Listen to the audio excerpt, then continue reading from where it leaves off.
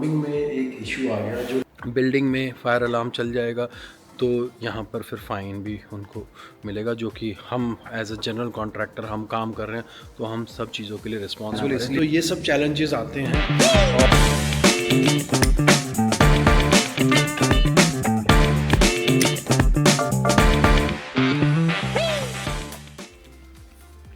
ऊपर आज काम चल रहा है प्लम्बिंग का, लेकिन प्लम्बिंग में एक इशू आ गया। जो डेवलपर ने एक्चुअली ओरिजिनल बिल्डिंग बनाई थी, उसमें जो प्लम्बिंग की रफिन छोड़ी थी टॉयलेट की, वो एक्चुअली ठीक नहीं छोड़ी। तो आप कहेंगे कि डेवलपर है इतना बड़ा और जो है इन्होंने रफिन कैसे करके छोड़ दी, तो वो मैं आपको दिखाता हूँ कैसे छोड़ दी। बट सबसे पहले नीचे चलते हैं, अभी देखते हैं कि प्लम्बर क्या काम कर रहा है हमारा।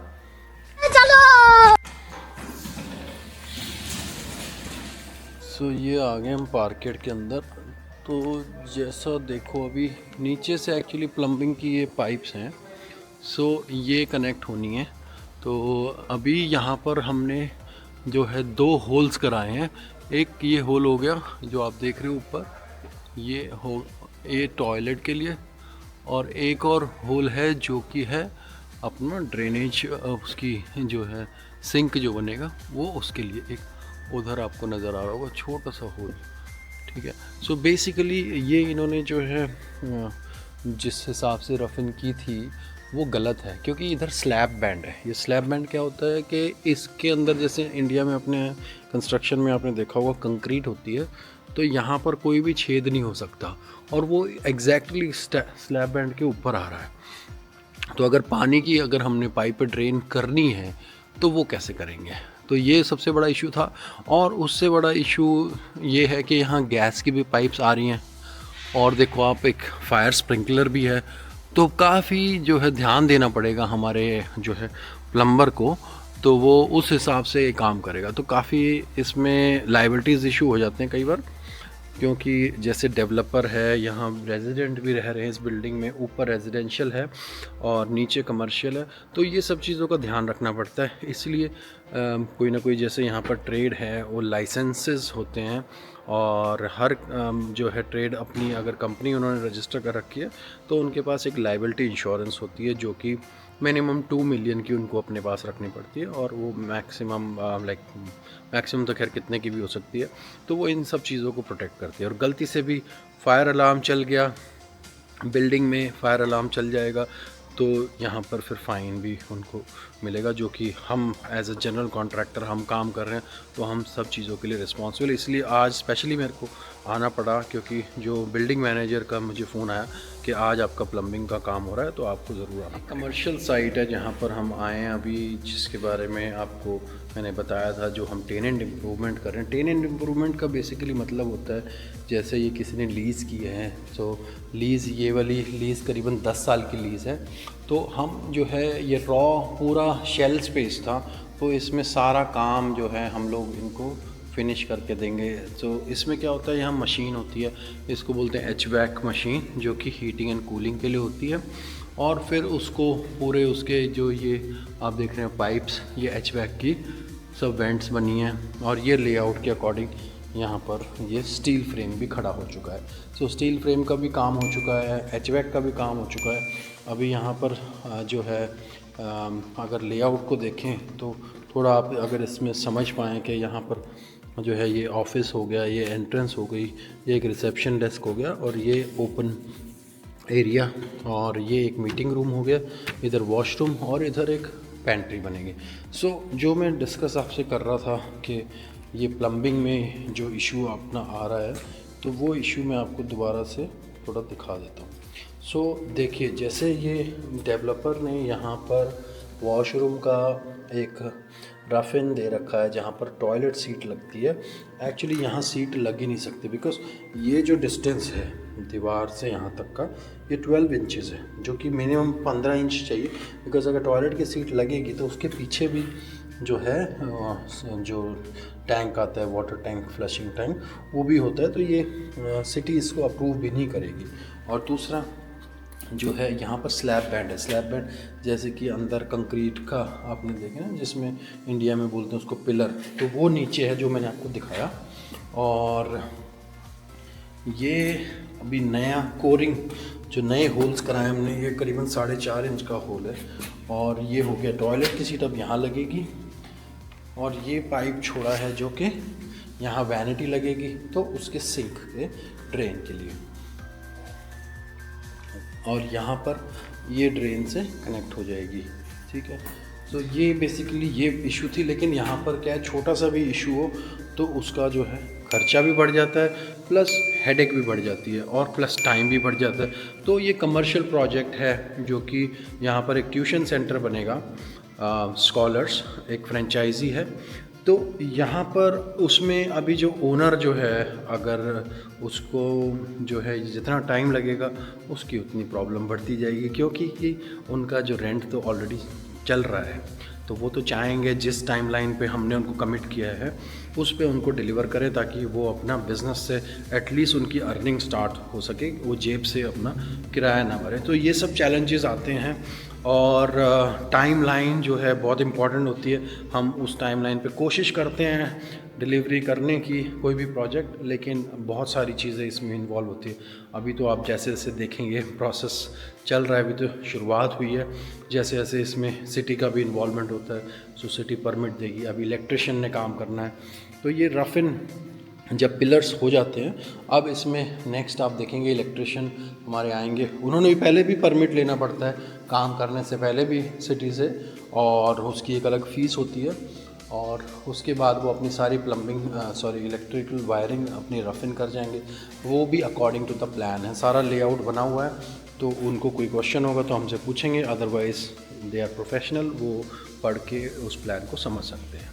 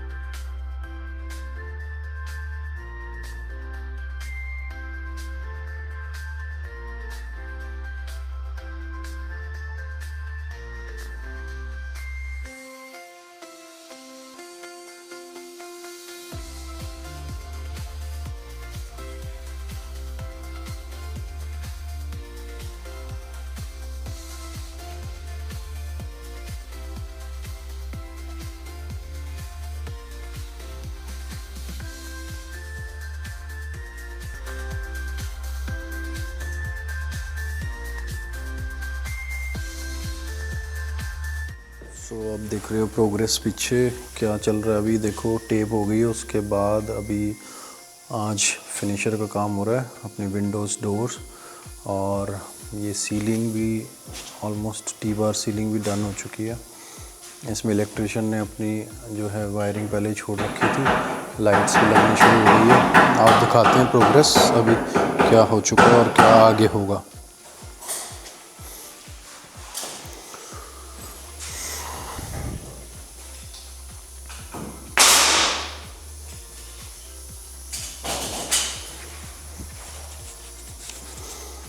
सो इस तरीके से ये बन गया किचन का एरिया।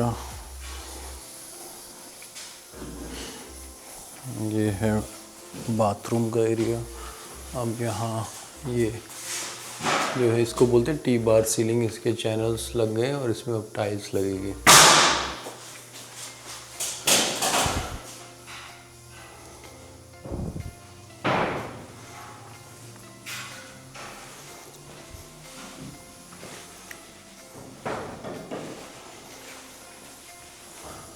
ये एक ऑफिस जो बना है उसका डोर लग गया है। ये काफ़ी बड़ी विंडो लगेगी ग्लास के साथ।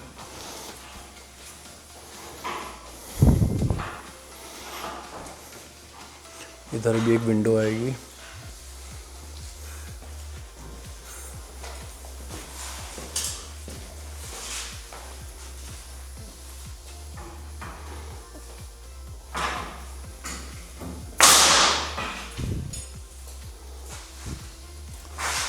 Reception area.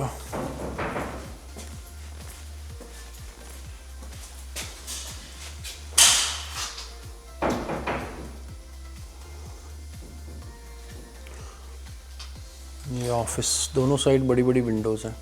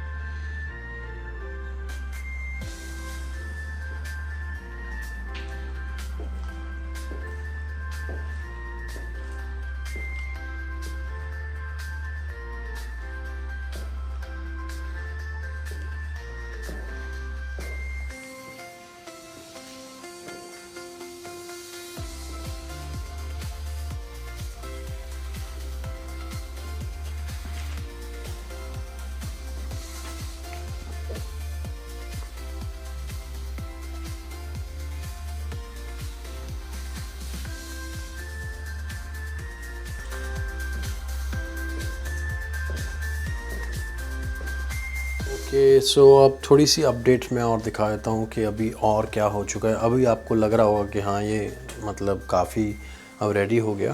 आप देखते हैं इसमें क्या क्या प्रोग्रेस हो चुकी है अभी। सो दीवारें बन चुकी हैं, विंडोज़ बन चुकी है, अभी इस पर ग्लास लगेगा। और ये रिसेप्शन एरिया है।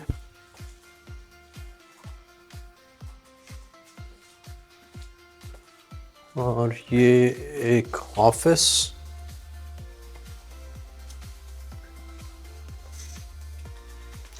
तो यहाँ वैसे ये डोर अभी इसको बोलते हैं मेडिसिन डोर, तो लेकिन यहाँ पर क्लाइंट कहते हैं कि उनको यहाँ भी ग्लास डोर चाहिए, तो हमने उसके अकॉर्डिंग दोबारा से ये चेंज होगा। सो छोटी मोटी चीज़ें लेकिन लगती हैं, लेकिन ये काफ़ी बड़ी होती है बिकॉज़ इससे हमारा पूरा सिस्टम लाइन जो ट्रेड्स की है वो लाइनअप पूरा चेंज होता है। क्योंकि डोर के बाद जैसे कि पेंटर ने आना है, उससे पहले फ्लोरिंग होनी है। सो ये सब चीज़ें जो है काफ़ी मैटर करती हैं। छोटी चीज़ वैसे देखने में लगती है, लेकिन काम करने लगते हैं तो वो काफ़ी बड़ी होती है। तो ये ओपन एरिया अगेन, अभी टी बार सीलिंग लग चुकी है, जो आपने थोड़े दिन पहले देखी थी कि ये ओपन है। अभी इसमें स्प्रिंकलर अटैच हो चुके हैं, ये फायर स्प्रिंकलर। सो इसमें जो टाइल्स लगेगी वो भी लगनी बाकी है।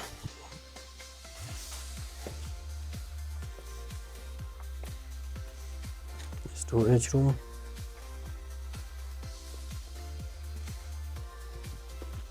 ये एक और मीटिंग रूम,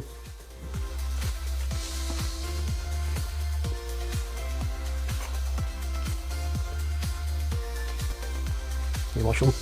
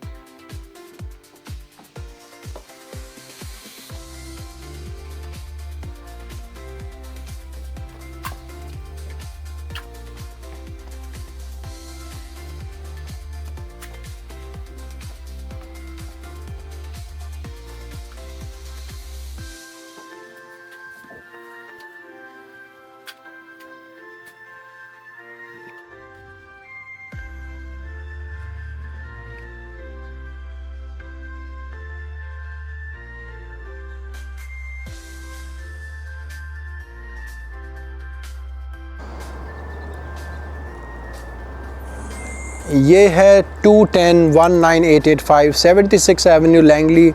और ये ब्यूटीफुल सी रिटेल आप ट्यूटरिंग सेंटर देख रहे हो। ये प्रोजेक्ट कंप्लीट है और काफ़ी अच्छा मुझे अंदर से फील आ रही है। सो आइए चलते हैं, अब देखते हैं कि स्कॉलर्स प्रोजेक्ट रेडी है। आइए इसका हम अभी फाइनल आपको टूर कराते हैं।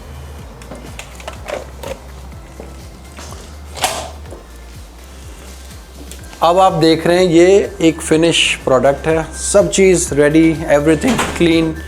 तो पहले आपने देखा था कि कैसे ये कंस्ट्रक्शन शुरू हुई। स्टार्टिंग में सबसे पहले मैं आपको दिखाता हूँ कहाँ से ये जर्नी शुरू हुई थी।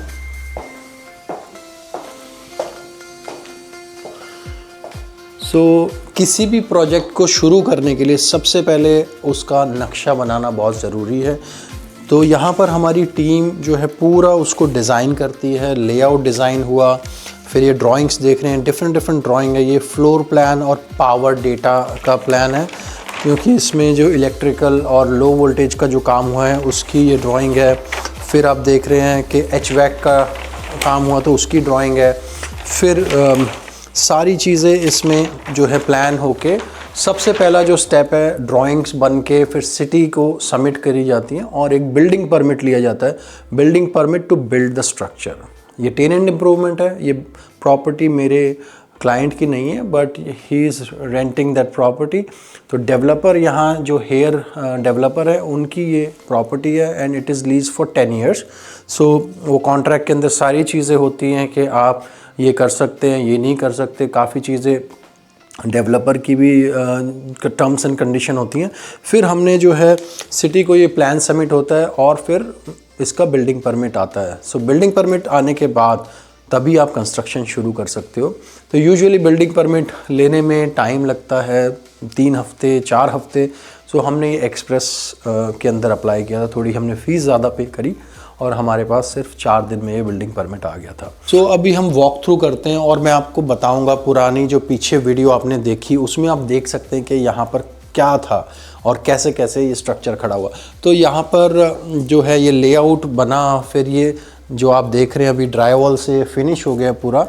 यहाँ पर पहले स्टील का फ्रेम बनता है। सो स्टील का फ्रेम बनता है और वहाँ पर जैसे दरवाजे अभी प्लान हुए थे तो स्टील के फ्रेम में स्क्रू होके एक वुड का पार्ट भी अंदर लगता है। तो ये टेक्निकलिटीज़ हैं, बट एक स्ट्रक्चर को स्ट्रॉन्ग कैसे बनाया जाता है वो सारी चीज़ें भी हमको ध्यान में रखनी पड़ती है, क्योंकि यहाँ पर BC का बिल्डिंग कोड के हिसाब से काम करना पड़ता है। और ये जो है ये एक ओपन स्पेस है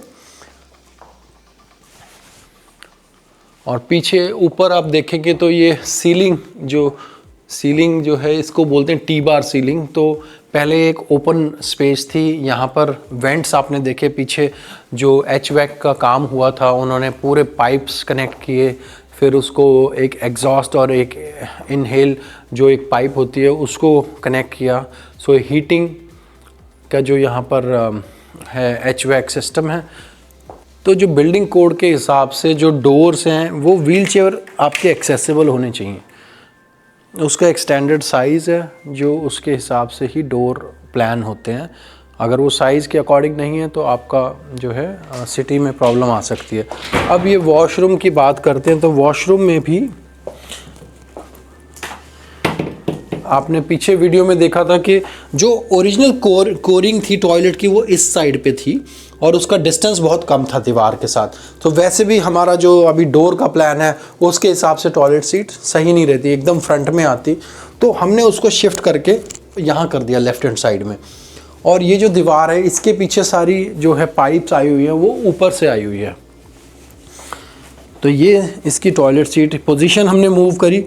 तो इसमें काफ़ी जो है टेक्निकलिटी थी नीचे, क्योंकि पार्किंग है तो वहाँ पर कोरिंग करना और उसके पीछे भी एक स्प्रिंकलर का पाइप जा रहा है, तो वो भी काफ़ी यहाँ पर लायबिलिटी इश्यूज़ बहुत होते हैं, तो वो काफ़ी ध्यान से करना पड़ता है।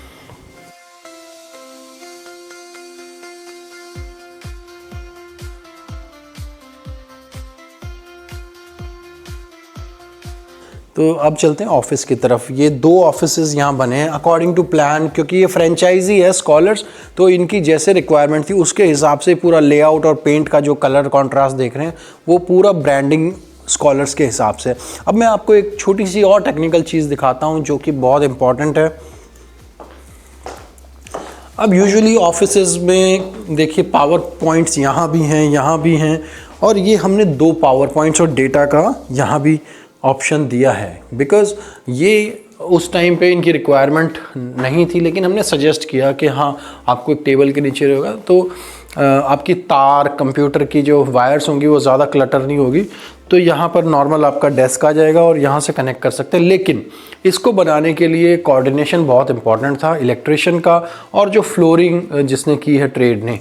तो ये फ्लोर पहले से कट हुआ और उसमें जो है वायर डली, फ्लोरिंग डलने के बाद फिर ये दोबारा से ये बोर्ड लगा है इसके अंदर। एक ये एरिया जो बना है ये एक ड्राई किचन एरिया है, यहाँ पर कोई स्टोव नहीं है बट एक पेंट्री टाइप बनाया है।